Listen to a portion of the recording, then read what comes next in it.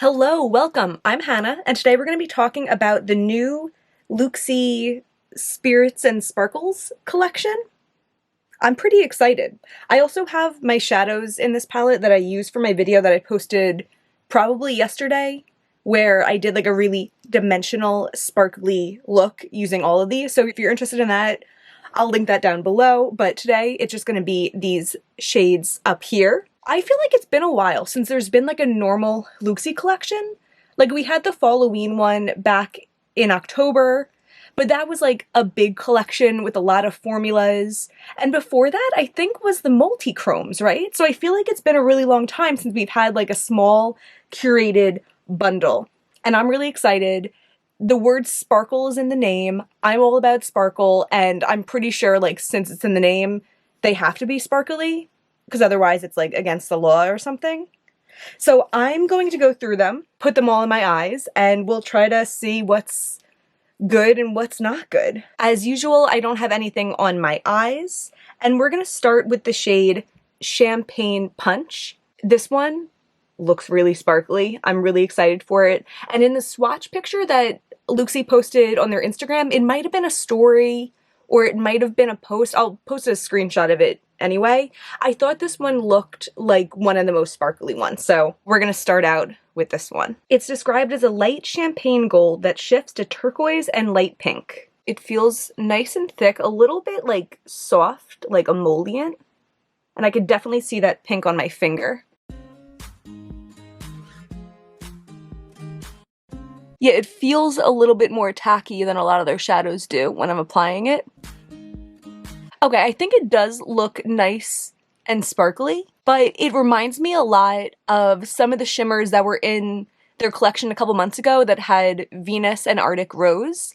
I really love both of those, and I feel like I would still reach for Venus over this one. Like, it does look nice and sparkly, but it just isn't giving me like special vibes. The next one is called Glisten and Gleam, and this one also looks very sparkly. It's described as a bright metallic gold with a soft green shift. It does look pretty yellow, and it feels very similar to that last one, kind of like a little gooey. It feels like a little bit more tacky on the eye. And when I say tacky, like imagine like spreading like a glue that's drying, you know? Like I don't feel like it was spreading as much, it was kind of staying more in place because it is a little bit more tacky. And this one too, it's sparkly, but it's not giving me any of the feels. And I don't see that green shift to it. I think it looks a lot like this one, but I definitely prefer this first one, Champagne Punch, because at least it has a little bit of that mauviness. And also I liked the feeling of it better. Okay, I did go over my eyelids with my foundation brush with no new product on it, just to take away the wetness from removing the last eyeshadow. The next two we're gonna do, both don't look particularly sparkly, but I have been surprised by shadows in the past. This one is called Jack Frost, and it's described as a frosty, in quotations, icy blue with subtle yet sweet shifts of silver, pink, and green. It looks like a very flat, like robin's egg blue to me, so I guess we'll see how that goes. This one too. This one even more so. It's kind of reminding me of some of the Halloween ones that I wasn't crazy about the texture of. Yeah, just very thick and not very sparkly. At least on my finger. Yeah, not feeling this one. It has like a very smooth look, but it definitely has that like drying down glue type of finish, like, or feel to it. I think I am seeing some of the dimensionalness. I don't even know what to call that color. Is that like a brown I'm seeing where the light's not hitting it? But not a type of color that I'm particularly excited about, and the formula of it I'm really not feeling. The next one is called Mistletoe Meetup. And although this one looks less sparkly, also kind of like Jack Frost, I feel like I'm seeing some like micro sparkle in there that could end up being pretty, or it could end up being like flattened down if like it's too thick of a texture. It's described as a bright lime green with shifts of gold and coppery orange. I'll be really excited if I see those shifts in it. It has that thick feeling again, but actually it looks nicer on my finger, I think. Okay, this one does feel thinner and a little bit more spreadable. I don't hate this one, but I'm not excited. I think if I was looking for a green from Looxi, I'd probably still go with Emerald City from the Fairy Tales collection over this one. Or even like from the Halloween collection, I've been enjoying layering Reagan with, I can't think of the name, I'll put it on the screen, but I like layering those two for like a shimmery, bright green look, and I don't think I would pull this one out in place of those. Here's the last two in less direct light. And I think they do look a little bit glowy, and I'm seeing with Mistletoe Meetup, I do see that like orangeness to it. So I do like that. I think that's kind of cool. But I don't know, there's so many good shadows out there that look nice and sparkly in direct light, and then they also look shifty in less direct light. So I guess we'll see if I end up reaching for this in the future. Maybe I'll try to do a look sometime and see if I enjoy it or not. It does look a little bit interesting. Jack Frost I'm still on though. Okay, we have 3 more to go, and I'm hoping at least one of these will end up being one that I'm obsessed with. The next one is called Jingle Juice, and this one looks really nice and kind of like textured. It's described as a magenta with shifts of gold/orange and pink. I feel like Looxi's had a couple really nice pinks this year. I'm thinking of like Cherry Bomb and the Rose. This one definitely feels different than the last ones in this collection. It feels very wet, but I like it. Please be good, please be good. Okay. Okay, I like this one. It feels very emollient. It feels more like an Adept shadow to me, but it's also like glides on smoothly, full pigment, and it has like a really cool, like wet looking finish.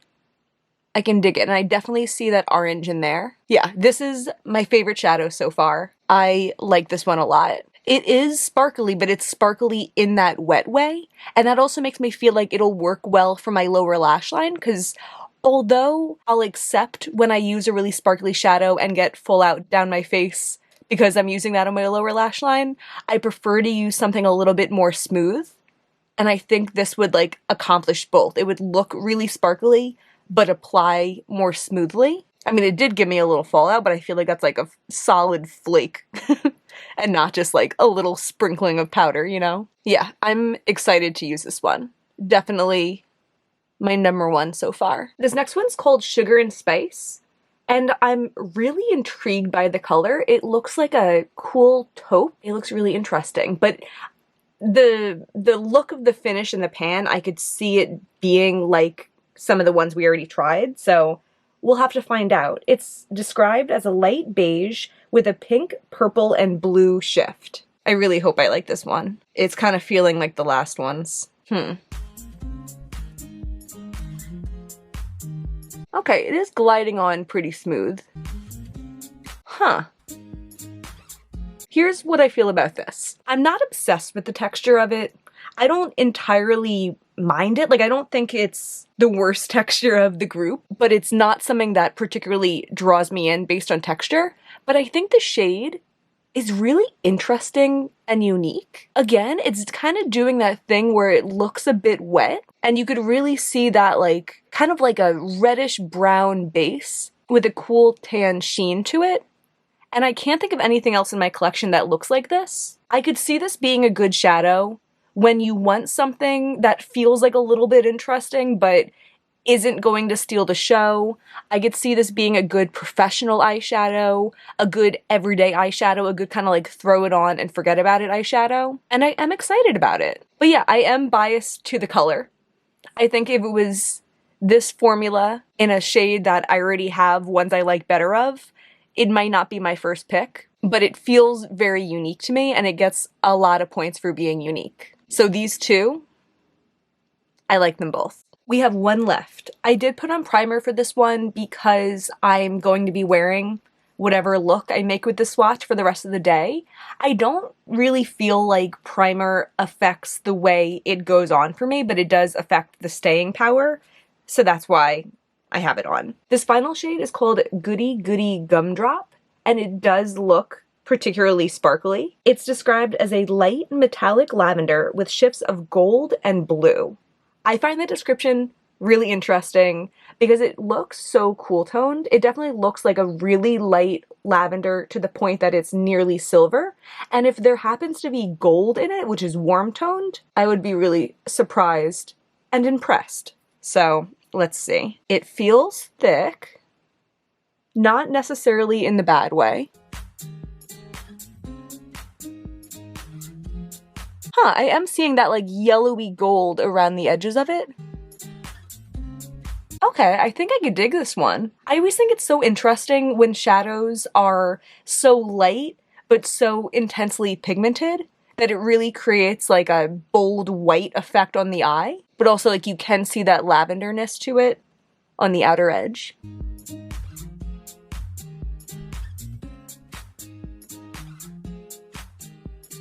Yeah, I would put the texture of this one somewhere between the last two that I swatched that I liked. It does have like that thick, slightly tacky texture, but it blends well enough with just my finger. And I think that this is also a really interesting shade. I have quite a few lavenders in my collection, but I don't have a lavender that's this icy. And I think it looks really cool. Okay, yeah, so I'm going to do a look around this. We'll come back and we'll rank all of the shadows. So I'll be right back. Okay, this is the finished look, but without mascara because I still want to make another change to it. I decided to keep it pretty simple. I still just have that Goody Gumdrop on the lid. For my transition, I was using the Sydney Grace Temptalia Radiant Reflectance palette just because I never pull into it, but I probably would have done a lighter or pinkier transition if I was thinking about it a little bit more.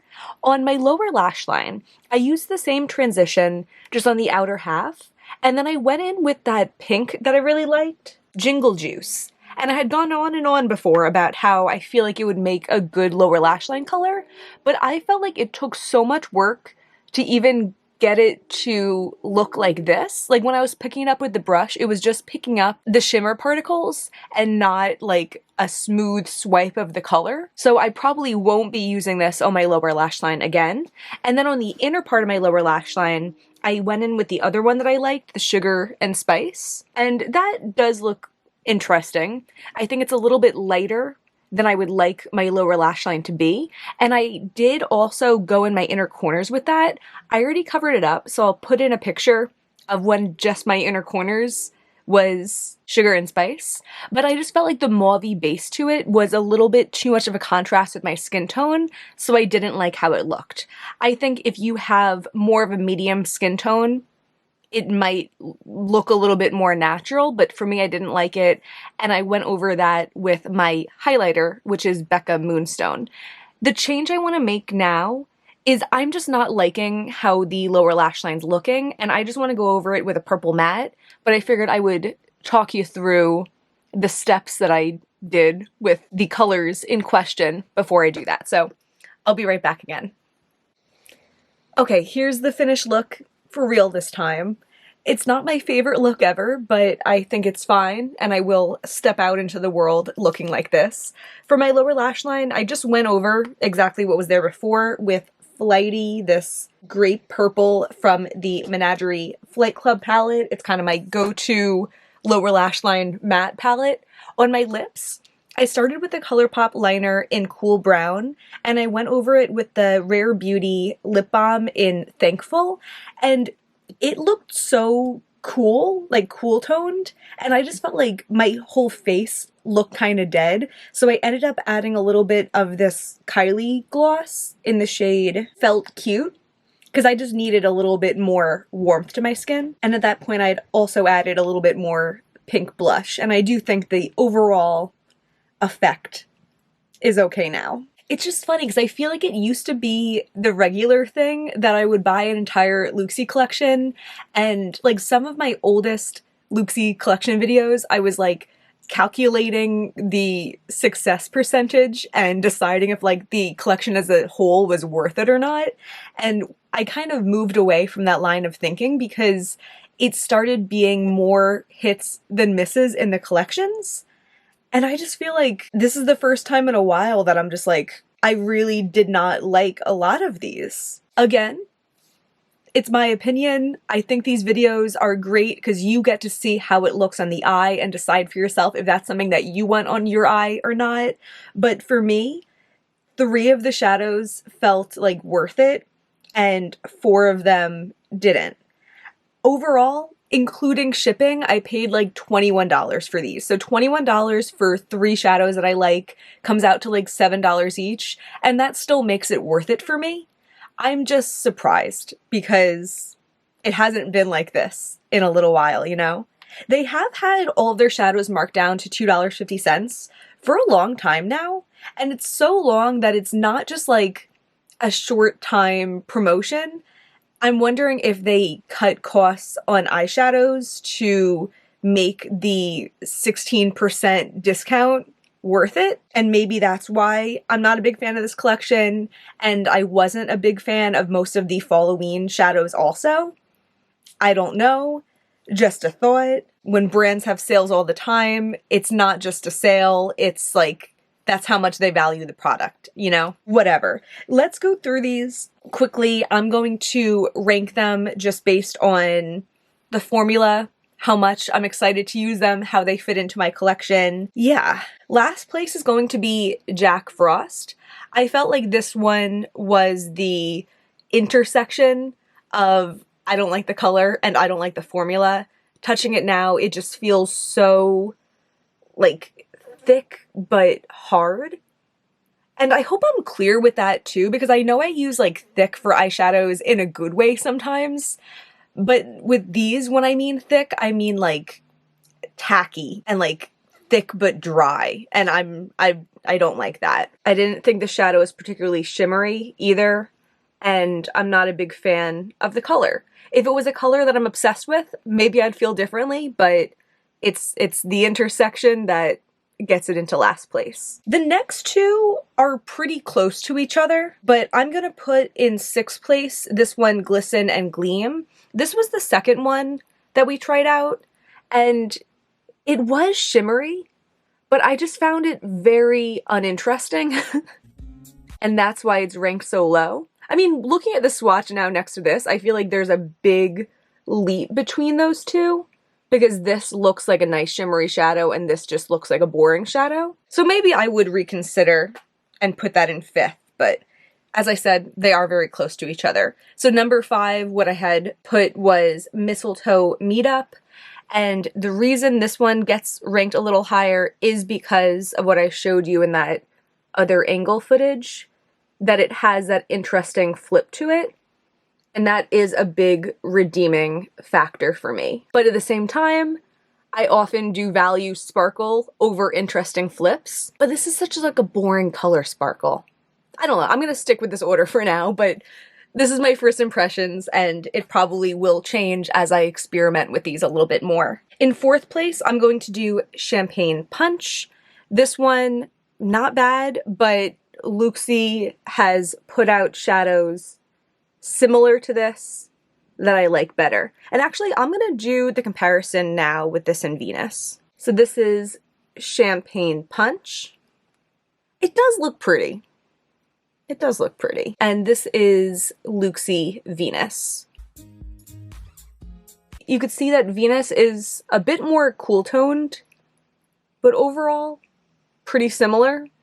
And I just think Venus is more interesting, but they are pretty close to each other. Yeah. And I think my number 2 and 3 are also really close to each other. I'm gonna put number 3 as Sugar and Spice. This is the one that's kind of that like interesting taupe that I don't have otherwise in my collection that I can think of, but the formula isn't my favorite. But it's an interesting shadow, and I'm definitely gonna use this like real soon. Number 2, we're gonna give to Goody Gumdrop that I have on my eyes. And this is my second favorite texture in the collection. And I think it does look good and interesting. Even the fact that it has that like yellow gold on the outskirts of it, like it looks like I lined it with another shadow. And I think that's cool.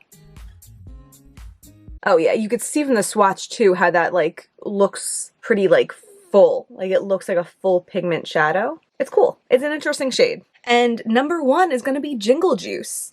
This one, not the most interesting shade. I think the number 2 and 3 positions are more interesting, but I just like the feel of this one a lot. I like this like wet formula. It feels super smooth, and I'm really excited to put it all over my lid and wear it into the world. So yeah, that's the collection. I think some of these look less pastel in person than I thought they did based on their swatches, like the green and the pink. Those aren't really pastel colors. I mean, the green maybe, but interesting. Interesting little bunch we have here. I hope this was helpful. I find with Looxi, it is like hard to get a grasp of what the shadows are going to be like until you have them in your hands. So I hope that this will help you not buy some of the ones that I'm not crazy about, unless you like them for the reasons that I don't like them. I don't know. Anything's possible. Either way, I hope this was fun to watch and or informative. If you enjoy this, please give me a thumbs up and subscribe. It really means a lot to me, and there's always way more indie content on the way. Thank you so much for being here. Bye.